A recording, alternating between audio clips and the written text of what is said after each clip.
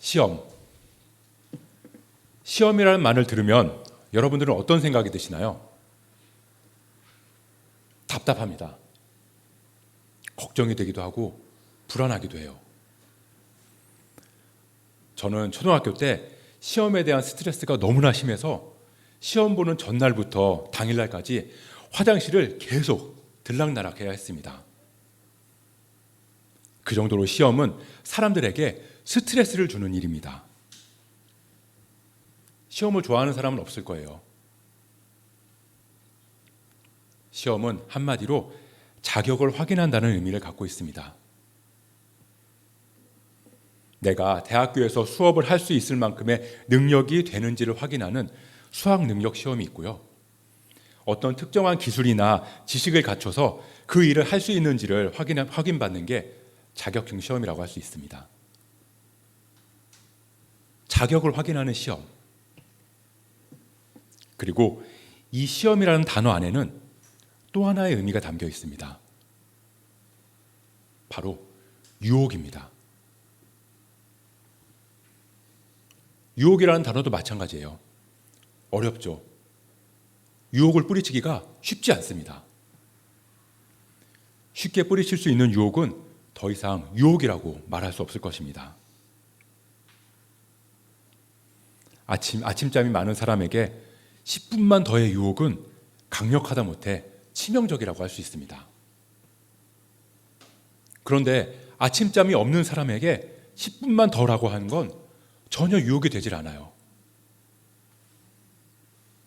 그리고 아침에 일찍 일어날 이유가 전혀 없는 사람에게도 10분만 더라는 말은 전혀 유혹이 되지 못한다는 것입니다. 또 우리가 길을 걷다가 또는 텔레비전을 보다가 라디오를 듣다가 그렇게 수많은 유혹을 우리는 마주하게 됩니다. 광고. 우리의 지갑을 열게끔 만드는 수많은 사람들을 끌어당길 만큼 충분히 매혹적인 말들로 우리를 유혹하죠. 이처럼 유혹은 우리가 뿌리치기가 참 어려운 것 같습니다. 오늘 본문은 예수님께서 시험을 받는 내용을 담고 있습니다. 예수님께서 시험을 받으셨어요. 그런데 사실 예수님은 시험을 받으실 필요가 없으신 분이세요. 예수님에게 시험은 전혀 시험이 되지 않는다는 말이죠. 전혀 유혹이 되지 않는다는 거예요. 시간을 창조하시고 시간을 주관하시는 분에게 10분만 더라는 유혹이 아무 의미가 없는 것처럼 말입니다. 시험뿐만 아니라 세례도 마찬가지였어요. 바로 전에 3장에서 예수님은 세례 요한에게 세례를 받으셨습니다. 사실 세례를 받으실 필요가 전혀 없으신 분인데 말이죠. 그렇게 전혀 유혹도 안 되고 시험 받을 이유도 전혀 필요 없으신 그런 분이 시험을 받으셨어요. 예수님은 왜 시험을 받으셔야 했는가? 시험이 전혀 필요 없으신 분이 왜 시험을 받으셔야 했는가? 왜 시험을 받으셔야 했는가에 앞서서 시험 받으실 필요가 없으신 분에게 시험을 준 게 누군지를 먼저 봐야 합니다. 누가 예수님이 시험을 받으시도록 했냐는 거예요. 시험을 보면 시험을 주관하는 기관이 있습니다. 수학능력시험은 한국교육과정평가원에서 주관을 하고요. 운전면허는 도로교통공단에서 주관을 해요. 예수님이 받으신 시험은 누가 주관한 걸까요? 오늘 1절을 보면 이 시험의 주관자가 누구인지 나옵니다. 1절을 같이 볼까요? 그때 예수께서 성령에게 이끌리어 마귀에게 시험을 받으러 광야로 가사. 성령에게 이끌리어. 예수님이 받으신 시험은 성령님이 주관하신 시험이라는 거예요. 우리는 예수님이 마귀에게 시험을 받았다고 해서 마귀가 예수님의 시험을 주관했다고 생각합니다. 그러면서 마귀가 예수님을 시험한 그게 너무 대단하다고 그렇게 생각하기도 해요. 마귀의 존재를 대단하다고 생각하죠. 그런데 마귀는 그저 성령님이 주관하시는 시험의 진행 요원 정도에 불과합니다. 우리가 잘 아는 욥의 고난도 그렇죠. 하나님께서 욥의 믿음을 보셨어요. 그리고 욥의 온전하고 정직한 모습을 칭찬하셨습니다. 그런데 사탄이 하나님께 말하죠. 욥이 하나님을 믿는 건 다 하나님이 주신 이 땅의 축복 때문일 거라고 말이에요. 그래서 한번 시험해 보는 건 어떠냐고 말합니다. 하나님이 허락하셨어요. 욥의 시험은 하나님이 정하신 범위 안에서 일종의 테스트, 자격 시험과 같았다는 거죠. 욥은 그렇다고 칠게요. 욥은 사람이니까 하나님을 진짜 믿는 건지 그 중심이 온전히 바로 서 있는지 그거를 테스트할 수 있겠죠. 하나님이 칭찬하실 만한 자격이 있는지 없는지 확인할 필요가 있다는 거예요. 그런데 예수님은 아니잖아요. 예수님은 분명히 하나님의 아들이시라는 것을 이미 하나님께서도 인정하셨습니다. 마태복음 3장 17절을 보면 예수님께서 세례 요한에게 세례를 받으실 때 하늘이 열리고 성령이 비둘기같이 예수님 위에 내려오고 하늘에서 소리가 났어요. 이는 내 사랑하는 아들이요 내 기뻐하는 자라. 하나님의 아들이 이미 확실하다는 거죠. 그런데 왜 시험을 받느냐는 거예요. 그 이유에 대해서 빌립보서 2장 6절 7절 말씀에 그 이유가 나옵니다. 그는 근본 하나님의 본체시나 하나님과 동등됨을 취함으로 여기지 아니하시고 오히려 자기를 비워 종의 형체를 가지사 사람들과 같이 되셨고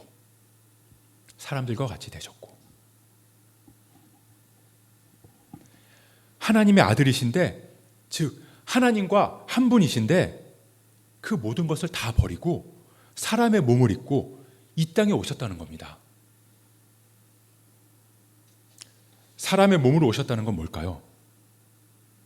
단순히 모습만 사람으로 오셨다는 말이 아니에요. 몸뿐만 아니라 우리가 느끼는 감정과 심성까지도 다 가지고 오셨다는 말입니다. 그러니까 사람의 몸을 입고 오셨다는 것은 시험이 되고 유혹이 되었다는 말입니다. 하나님은 시험이 필요 없으시고 유혹이 되지 않는데 그 하나님과 동등됨을 버리시고 사람의 몸을 입고 왔다는 말은 우리의 모든 감정과 생각과 약함까지 다 동일하게 가지고 오셨다는 말이에요. 그러니까 예수님의 시험은 이 땅을 살고 있는 우리에게 주어진 시험이나 마찬가지라는 것입니다. 지금 당장 오늘을 살고 있는 내가 받는 시험이고 내가 받는 유혹이라는 말이죠. 우리는 예수님의 시험, 예수님이 받으신 유혹을 통해서 우리에게 주어진 시험을 어떻게 이겨내야 하는지를 배울 수 있습니다. 예수님은 시험을 받으셨어요. 몇 가지 시험이 있었죠? 3가지 시험을 받으셨습니다. 먼저 40일을 밤낮으로 금식하신 후에 예수님에게 마귀는 말합니다. 내가 만일 하나님의 아들이거든 이 돌들로 떡덩이가 되게 하라. 그리고 2번째는 예수님을 성전 꼭대기로 데리고 가서 말합니다. 내가 만일 하나님의 아들이거든 뛰어내리라. 그리고 마지막으로 나에게 엎드려 경배하라. 그러면 이 모든 것을 다 너에게 주겠다. 예수님이 받으신 유혹은 사실 이스라엘 백성들에게 끊임없이 주어졌던 시험이고 지금 오늘을 살고 있는 우리에게도 끊임없이 주어지는 시험인 것입니다. 하나님의 백성들이 출애굽한 후에 광야를 헤맨 사건을 다 잘 알고 계실 거예요. 이스라엘 백성들은 광야에서 40년간 있었습니다. 그리고 그 40년 동안 이스라엘 백성들은 시험을 받았어요. 그리고 하나님은 그 시험을 통해서 그들이 어떻게 해야 하는지를 말씀해 주셨죠. 첫 번째는 신명기 8장 3절입니다. 사람이 떡으로만 사는 것이 아니요 여호와의 입에서 나오는 모든 말씀으로 사는 줄을 내가 알게 하려 하심이니라. 두 번째는 여호와 하나님을 시험해서는 안 된다는 것입니다. 그리고 세 번째는 오직 여호와 하나님만을 경배하고 다른 누구도 경배해서는 안 된다는 것을 하나님은 이스라엘 백성들에게 말씀하시는 겁니다. 이스라엘 백성들은 실패했어요. 그 시험에 넘어지고 통과하지 못했죠. 그래서 예수님은 다시 광야로 가셨습니다. 광야로 다시 가신 이유, 광야에서 시험을 받으신 이유는 그곳에서 실패하고 넘어졌던 선조들의 그 실패의 악순환을 끊어내기 위해서였어요. 광야 같은 우리의 삶의 자리에서 우리가 하나님의 참된 자녀가 되는 길을 보여주시기 위해서입니다. 그래서 예수님의 시험은 우리에게 중요한 거예요. 광야에서 이루어진 예수님의 시험은 모든 것을 바꿔놓았습니다. 주님은 우리에게 나를 따라오라고 말씀하셨죠. 그래서 우리는 그분을 따라갈 수 있게 되었어요.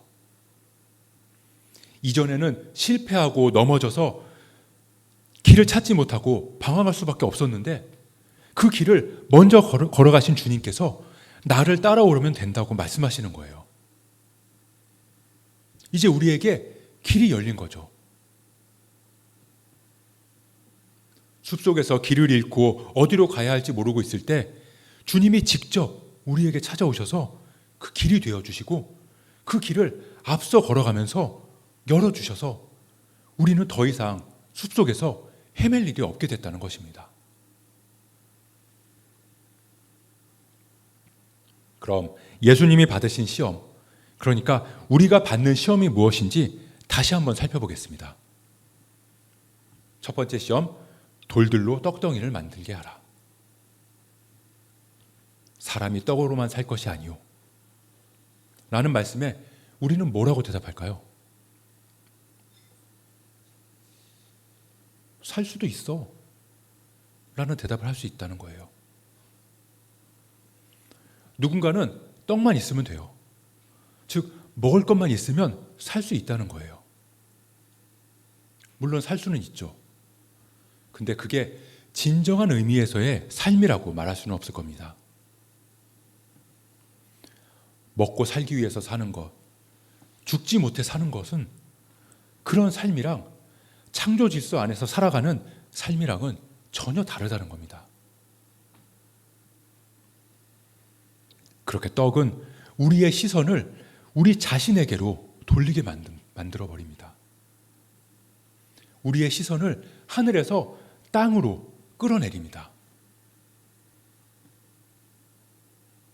진정한 삶은 하나님의 입에서 나오는 모든 말씀에 의존하는 삶인 것이에요. 하나님은 그저 때에 맞춰서 만나만 주시는 분 정도로 생각할 수가 없습니다. 하나님의 그 말씀으로 세상이 창조되었고 그 말씀으로 치유와 회복과 소망을 가져다 주셨기 때문이에요. 우리는 그 말씀에 의존하며 살아가야 하는 거죠. 하나님의 말씀은 우리의 당장의 필요를, 그 걱정을 넘어서 우리를 부르십니다. 하나님의 말씀은 이 땅에서도 하나님 나라를 이루어지도록 우리의 존재를 다해서 노력하라고 말씀하시는 거예요. 우리가 삶을 살아가다 보면 우리의 시선은 땅을 향할 수밖에 없습니다. 우리 안의 문제로 그 시선이 맞춰질 수밖에 없어요. 그런 예수님의 시험은 우리에게 그 시선을 하늘로 들어 올리라고 말씀하시고 있는 거죠. 둘째 시험은 하나님을 지켜줄 것이니 성전 꼭대기에서 뛰어내리라는 시험이었습니다. 광야에서 이스라엘 백성들은 만나와 메추라기를 먹은 직후에 또다시 하나님을 불평하기 시작했어요. 목이 마르다는 이유에서였죠. 사실 목이 마르면 물을 달라고 하는 건 당연합니다. 물이 없다고 불평하는 게 잘못된 게 아니에요. 근데 이스라엘 백성들에게 물의 문제보다 더 근본적인 문제가 있었다는 거죠. 출애굽기 17장을 보겠습니다. 17장 7절. 이스라엘 자손이 거기에서 주님께 대들었다고 해서 사람들은 그곳의 이름을 무리바라고도 하고, 또 거기에서 주님께서 우리 가운데 계시는가 안 계시는가 하면서 주님을 시험하였다고 해서 그곳의 이름을 마사라고도 한다. 하나님께서 자신들과 함께 계시는지 안 계시는지를 잘 모르겠다고 불평하기 시작했다는 겁니다.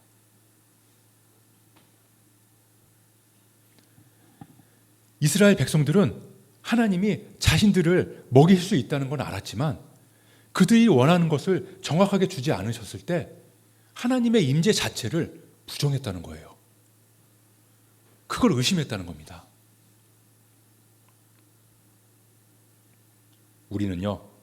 우리의 간구는요, 너무나 자주 하나님을 시험하는 방향으로 기울어지곤 합니다.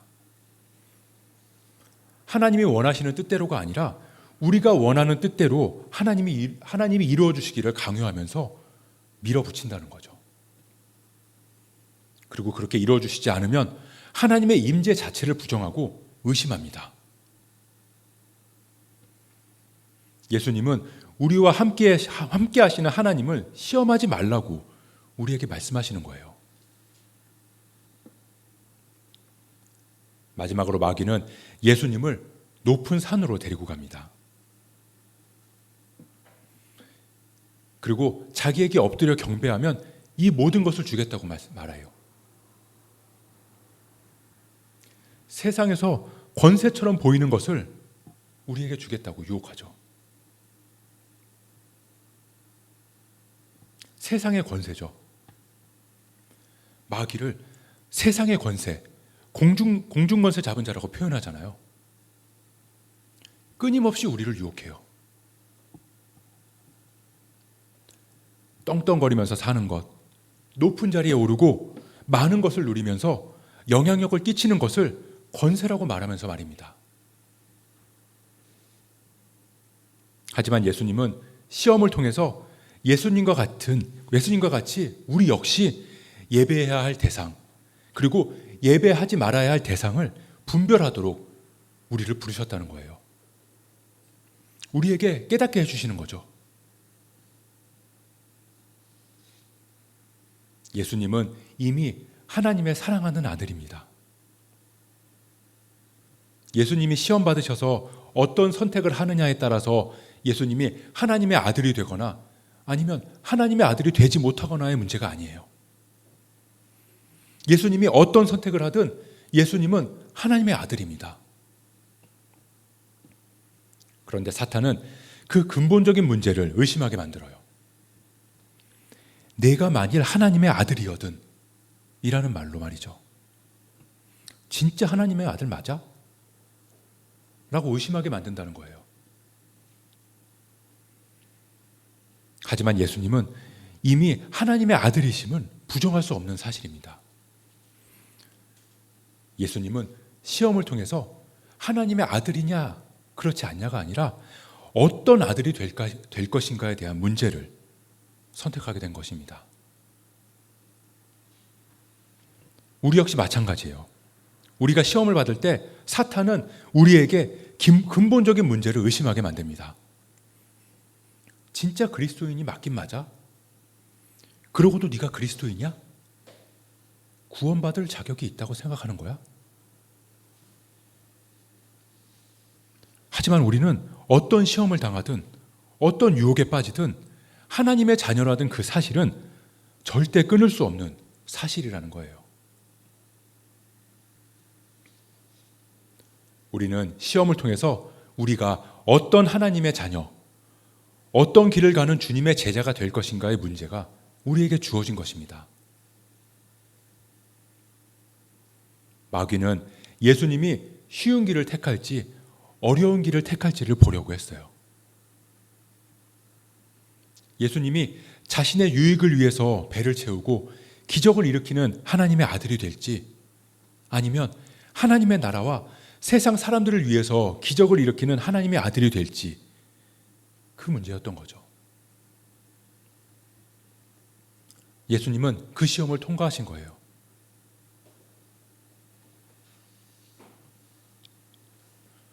사순절은 우리에게 주어진 시험 기간입니다. 이 땅에서 우리에게 주어지는 시험과 유혹에 맞설 수 있는 시간, 우리에게 주어진 시험지를 바로 볼 수 있는 시간인 것입니다.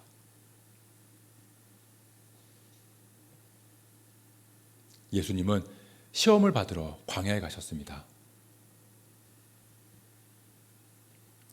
우리에게도 광야로 가는 길이 주어졌습니다. 그렇다면 우리는 이제 선택해야 합니다. 하나님의 자녀, 주님의 제자인 우리에게 주어진 선택의 문제. 우리는 어떤 자녀, 어떤 제자가 되어야 할까? 어떤 길을 선택하시겠습니까? 이 땅에서 내 필요를 채우면서 시선을 나에게로만 향할 것인가? 아니면 시선을 하늘로 향하고 나를 통해 이루실 하나님 나라와 나를 통해 우리의 형제와 이웃에게로 흘려보내는 은혜와 축복의 통로가 될 것인가? 나의 삶의 강구를 위해 하나님을 압박하면서 의심과 부정을 할 것인가?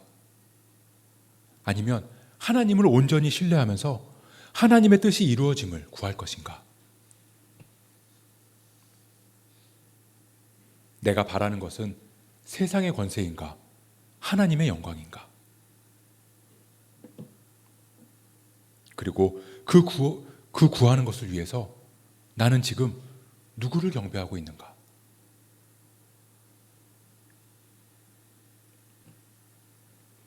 우리가 이 사순절 기간에 우리의 삶에 놓인 이 시험지에 집중했으면 좋겠습니다.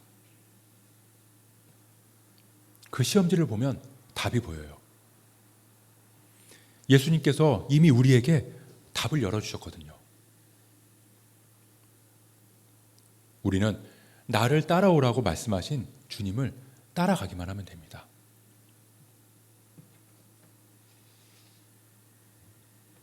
그렇게 우리의 삶의 자리에서, 가정에서, 학교에서, 일터에서 그 결정대로 주님 가신 발걸음대로 살아가는 우리가 되기를 소원합니다. 주님과 늘 동행하면서 우리에게 주어진 삶의 문제를 이기고 승리할 수 있는 저와 여러분 되시길 주님의 이름으로 축복합니다.